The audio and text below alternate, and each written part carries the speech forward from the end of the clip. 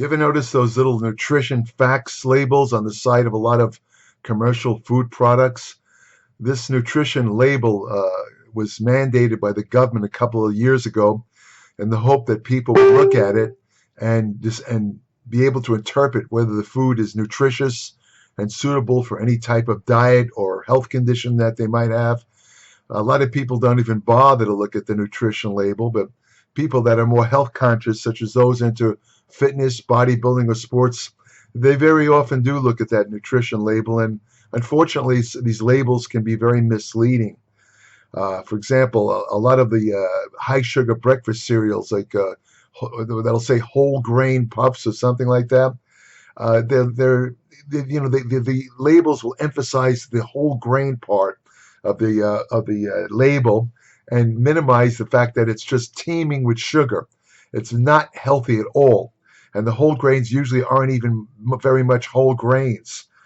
According to a 2013 study, the number of products carrying nutrition content claims that did not meet nutrient profiling criteria suggests that comprehensive regulation is warranted. Promotion of unhealthy foods using claims is potentially misleading for consumers and hinders their ability to select healthier foods. Implementation of the proposed regulation represents an improvement to current practice. In other words, that study was saying that the government has to kind of crack down on the false pretenses being promulgated by some of these companies that sell, these big, large, most of these products are made by huge food conglomerates that are only interested in profits. They don't care about people's health at all. Another thing you have to consider about when you read the ingredients on the labels of these products, you have to understand that the product ingredients are listed by the quantity from the highest to the lowest, meaning the first ingredient is what the product contains mostly. And then it goes down and down and down. See, a lot of people, I'll give you an example, a lot of people worry about artificial sweeteners in some of these products. They worry about aspartame or whatever, saccharin. But, very often if you look at the labels, the artificial sweetener is like either the last or next to the last ingredient. In other words, it's just added to the product to give it some sweetness, but the quantity in the product compared to the rest of the ingredients is almost minuscule. It's tiny. It's far less than you'd get in an envelope added to a cup of coffee. So it's not, if it's all the way at the bottom of the ingredient list, it's nothing. It's nothing to worry about. A good rule of thumb is to scan the first three ingredients, as they make up the largest part of what you're eating. If the first ingredient includes refined grains, a type of sugar, or hydrogenated oils, which is trans fats, it'll say hydrogenated vegetable, something like that. That's always avoid that. Never get anything that has hydrogenated fat, no matter what they say. I'll explain that in a minute, but it's bad stuff to eat, really bad. If it has any of those ingredients, you can assume the product is not healthy. Instead, try choosing items that have whole foods listed as the first three ingredients.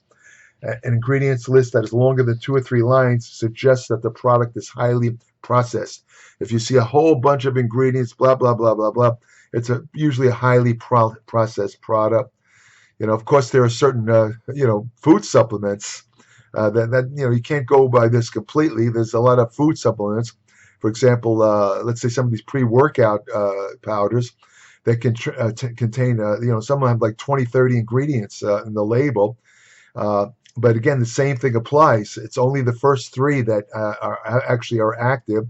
The rest of it are added just to look good on the label, and also to justify the very often high cost of these products. And even worse, concerning the nutrition products, and I've talked about this in the past, very often they're listed as what they call proprietary formulas, meaning they'll list, let's say, contains 2,300 milligrams of the following. And it lists about 15 different ingredients, but you don't know how much of these ingredients are in that 300 whatever it is milligrams. It could be like trace amounts, not enough to do anything at all, but they can add, put them on the label to make you think you're purchasing some really valuable nutritional products. It's a con job, So I don't like proprietary ingredient label. They do that ostensibly because companies don't want their products copied by competitors, but it's a disservice to consumers for the simple reason that you don't really know what you're getting in the product. You could be paying premium prices. You could pay, let's say, $50 for a can of something that cost $1.50 to make. I mean, come on, geez. Also, you want to also be aware of serving sizes. When you look at the nutrition label, on the top it'll say each serving contains. And then usually in parentheses, they list the amount of a serving of that particular product. Now, the problem is people will not look at that carefully and think that that calorie content, carb content, whatever, is for the whole thing. But it's only for one serving. Very often you have to multiply that, whatever's listed for serving. Some of these products contain 6, 10 servings. So you'd have to multiply one serving by 10 if you eat the whole thing, and you could wind up eating a ton of calories without realizing it. These serving sizes are frequently much smaller than what people consume in one sitting. For example, one serving may be half a can of soda, a quarter of a cookie, half a chocolate bar, or a single biscuit. In doing so, manufacturers try to deceive consumers into thinking that the food has fewer calories and less sugar. Many people are unaware of this serving size scheme, assuming that the entire container is a single serving, when in truth it may consist of 2, 3, or more servings, as I said. If you're interested in knowing the nutritional value of what you're eating, you need to multiply the serving given on the back by the number of servings you consume. That's the only true way to know how many calories, carbs, protein, and fat you're really getting. Don't be deceived. Then there's misleading label claims. They use terms like light. Light products are processed to reduce either calories or fat. Some products are just watered down. They check carefully to see if anything has been added, like sugar. Sometimes they'll replace, they'll call it low fat as a feature. People think that fat makes you fat. So this product contains no fat or low fat. But if you read the label carefully, what they've done is they've replaced the fat content with sugar. And very often it's processed sugar. And the funny thing is, the irony of this is the processed sugar they've replaced the fat with is far worse than the original fat content. The fat content, unless it's trans fat, is unlikely to make you fat, whereas the processed sugar is much more likely to increase body fat and bad health and all sorts of health problems. And then another one, this is one of my favorites, multi-grain. You see that on a lot of breads and cereal products. It sounds healthy, doesn't it? Multi-grain. Oh, I'm getting all these healthy grains. It's great for me. These are unfortunately usually refined grains. It's garbage. Has almost no fiber content. It's basically like caramel colored grain. It's fake. It's garbage. So if you're going to get whole grain, make sure it's true, natural whole grain, not the fake crap. A lot of whole wheat bread, a lot of bread that's sold in the supermarkets. I very rarely eat bread, so it doesn't affect me. But a lot of the whole wheat bread that you see in supermarkets is not, I can't help laughing. It's nothing more than white bread with caramel coloring. It's not even whole grain. It's the same as eating white bread, and you're paying a little bit more. But people are buying it. Oh, I don't want to eat the white bread because I know it's bad. Let me get this whole grain bread. It's very healthy. No, you're being deceived. You're being conned. Another one I like is natural. That's another one you see a lot. Natural. It's natural, so it must be good for you. Hey, after all, if it's from Mother Nature, it's got to be good for you.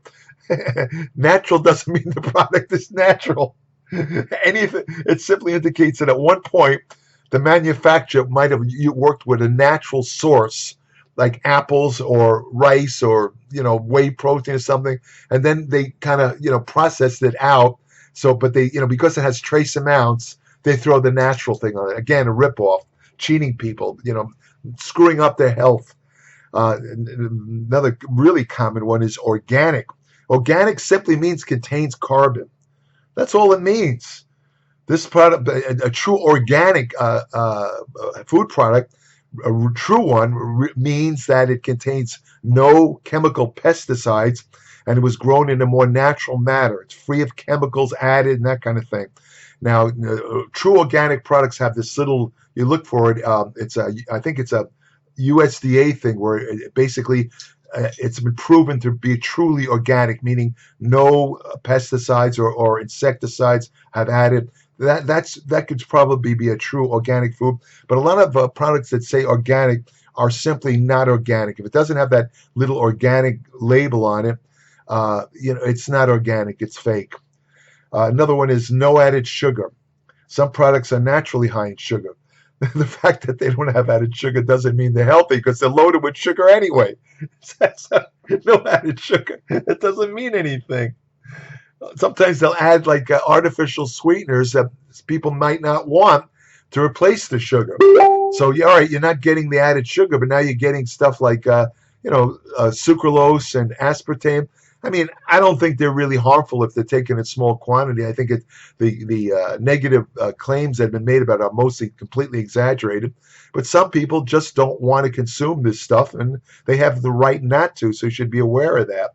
And then you have the low calorie products generally are defined as having 1/3 fewer calories than the brand's original product. Yet one brand's low calorie version may have similar calories as another brand's original version. So again, it's a trick. It's a trick. Then you have low fat. This product, that usually means the fat has been reduced at the cost of adding sugar, as I said earlier. They'll say on the label, no fat, low fat. And, most people that have even a minute knowledge of nutrition know that fat contains the most dense source of calories at 9 per gram. So the thinking is that low fat means less calories. And, generally speaking, that's true. But it's not so good if they replace fat with sugar, especially refined sugar, because that's going to cause a greater insulin release. And if you wind up consuming too many calories in a day, the product will do nothing but add body fat. So low fat isn't always great unless it's a naturally low fat product. Low carb. That's another one. Low carb is very popular among people that are on ketogenic or low carbohydrate diets. But the processed foods that are labeled low carb are unfortunately still processed junk food, similar to the low fat foods. They're not very good for you. If you look at the label, they have all kinds of chemicals in there that are not natural at all. A lot of times nobody really knows what the consumption of these food additives will do in the long run. So just because it's listed as low carb doesn't mean that it's healthy. Then you have the ones that says made with whole grains. Again, the product might not contain true whole grains. They call it whole grains, but it's simply a lie, and they get away with it. So check the ingredient list. If whole grains aren't listed in the first 3 ingredients, in other words, in order of from the first 3 ingredients on the label, then the amount of whole grain in there is like nothing. Then you have fortified or enriched. This means that some nutrients have been added to the product. A good example is vitamin D added to milk. Just something because they throw in a couple of vitamins, it doesn't mean that it's healthy or a really great product. Because very often the amount of vitamins they add in there is minuscule. Doesn't even come close. If you look at the percentage of suggested daily requirements, sometimes it's like 10% or maybe 20% if you're lucky. I mean, that's not going to meet your daily requirements. I mean, the fact that they throw in a couple of cheap vitamins doesn't mean that you're eating a balanced diet that contains all nutrients. So don't be deceived into thinking that. Then you have the gluten-free. Of course, you have the whole fad about gluten insensitivity and this and that. Now, I'm going to tell you that some people really, very rarely, I'll talk about this more in my Applied Metabolics newsletter, but some people really are a little bit sensitive to gluten. But gluten is, by the way, is a protein found in wheat products or whole grain products. Gluten, the thing is that the people that are truly sensitive to gluten have a disease called celiac disease, which is a genetic disease involving the intestine. They have an inability to break down gluten, and it causes intestinal problems. Those people really are sensitive to gluten. Most people are not. But because of this idea that gluten causes all kinds of stomach problems and bloating and all these symptoms, they have these. The gluten-free food industry has grown to the point where they're making billions of dollars. But just because something's gluten-free doesn't mean it's healthy. All it means is that the product doesn't contain grains that contain gluten, which includes like wheat, spelt, rye, or barley. But the problem is a lot of these gluten-free products, if you actually look at the other ingredients, they're highly processed, and they're loaded with and they replace the gluten with unhealthy levels of cheap fat and sugar, refined sugar. They're not healthy. It's a ripoff. Another one, this one appeals to kids. Fruit flavor. Many processed fruits have a name that refers to a natural flavor, such as natural strawberry yogurt. However, the product might not contain any fruit. It only contains chemicals designed to taste like fruit. It doesn't contain anything healthy at all. Oh, this one. This is my personal pet peeve. This pisses me off. As I said earlier, trans fat is basically a type of fat that where they've added hydrogen ions, and what they've done is they've converted make a long story short, it's a very unnatural fat. This trans fats that's found in natural foods like milk and dairy foods, CLA, conjugated linoleic acid, popular supplements, a form of trans fat. So they're good trans fats and bad trans fats. But the type of trans fats that they used to add to food is very bad. It does a lot of bad things. It interferes with amino acids metabolism. It can mess up muscle protein synthesis. It can cause muscle catabolism. It can cause cardiovascular disease. It can stimulate cancer, et cetera, et cetera. So, with the knowledge that trans fat is really bad, they started removing it from food.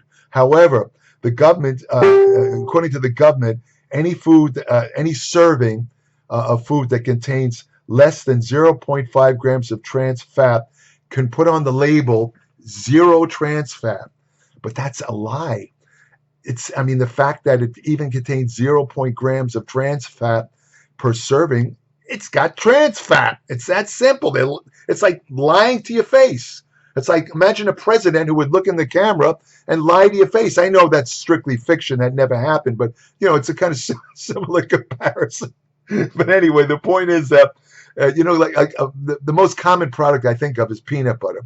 A lot of times you see these peanut butter, it says zero trans fat on it, right? And then it says zero cholesterol. Now, the cholesterol is not found in plant foods. That's the first thing. So right away, that's misleading. And as far as the 0.5 trans fat, the zero trans fat, it'll say like 1 tablespoon contains 0.5 grams of trans fat, right? Okay, if you eat 1 tablespoon of the peanut butter, you're fine. But a lot of people eat more than 1 tablespoon. When I used to eat peanut butter, I'd eat a whole freaking jar of peanut butter. God knows how much trans fat. In fact, years ago, a famous pro bodybuilder called Barry DeMay, he's still alive, still healthy, still looks great. We were hanging out with a bunch of guys, and somebody handed me a jar of peanut butter, and I ate the whole damn jar. And I looked across the room, and he was looking at me like this. He couldn't believe it. He said, I've never seen anybody eat an entire jar of peanut butter. Later on, he gave me an autographed picture of a bodybuilding shot of himself, and he wrote, "To Jerry, the Peanut Butter King." Now, I hasten to add, I haven't done that in years. I do like peanut butter, but I eat very little of it now. It's got 175 calories per tablespoon, and it's 76% fat. Too much fat for me. I can't take that, So I eat peanuts, but not very rarely eat peanut butter. The only use I have for peanut butter is I coat my dog vitamins, but my dog won't eat vitamins, so I put a little bit of peanut butter on and I feed it to him. That's the way I give my vitamins to my dog Bruno.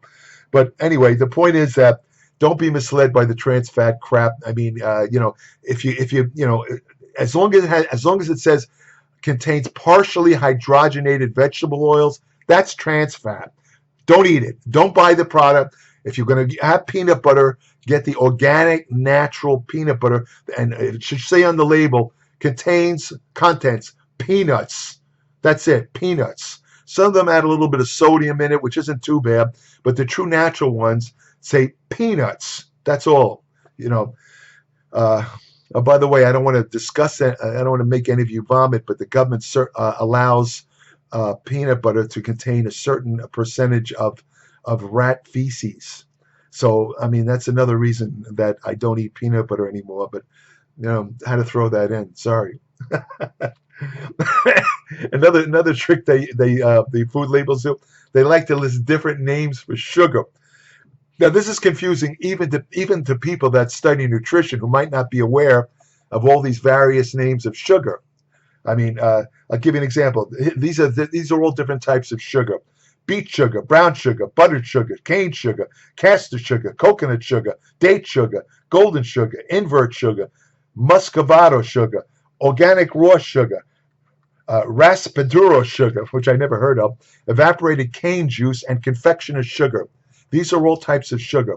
Then you have different types of syrup. This syrup is, again, mostly just sugar. Carb syrup, golden syrup, high fructose corn syrup, terrible stuff. Honey, agave nectar, malt syrup, maple syrup, oat syrup, rice bran syrup, and rice syrup. These are all sugar. Other added sugars include barley malt, molasses, cane juice crystals, lactose, which is milk sugar, corn sweetener, crystalline fructose, dextran, malt powder, ethyl maltol, fructose, fruit juice concentrate, galactose, glucose disaccharides, maltodextrin, and maltose. And the band played on. No, just kidding. Anyway, then so those are all different names of sugar that you have to be careful. They're all of these are refined. They're refined sugars. They're not some of them are better. Maple syrup isn't too bad, and high fructose corn syrup I would avoid, but in small quantities. If you're active, if you keep moving around, you're going to burn it all up. It's not going to do much. Fructose itself, if you actually take it with glucose, you actually absorb the glucose better than if you have the glucose alone. It has to do with glucose transports, another topic of another video, whatever. Then you have it says the label high protein. Many products use cheap or inferior source of protein. In other words, buy this protein bar. It's got 20 grams of protein. And you're thinking, oh, well, that's not bad, 20 grams of protein. And then you look at the label. And remember I told you that the order of ingredients is listed by product content, meaning the first ingredient is the majority of what's in the product, right? Well, a lot of these 20-gram protein bars, the first ingredient is soy protein. It's not that soy protein's that bad, don't get me wrong, but it's not as good as a higher quality protein like whey or egg albumin, which is egg protein. I mean, they do that because they're trying to get a bigger profit. Some of them will use like oat protein or these cheaper vegetable protein. I mean, again, it's not that they're bad. It's that they're charging you premium prices for cheap protein in order to make a bigger profit. So those are some of the things to look at on food labels. Hopefully, next time you go in the supermarket, of course, if you eat really purely natural foods and you don't buy any of this crap that requires a nutrition label, I mean, like, for example, natural meats and, well, even they contain a nutrition label, but you can't really avoid it. But I'm saying, let me put it this way, a rule of thumb. The less processed a food is, the better it is for you.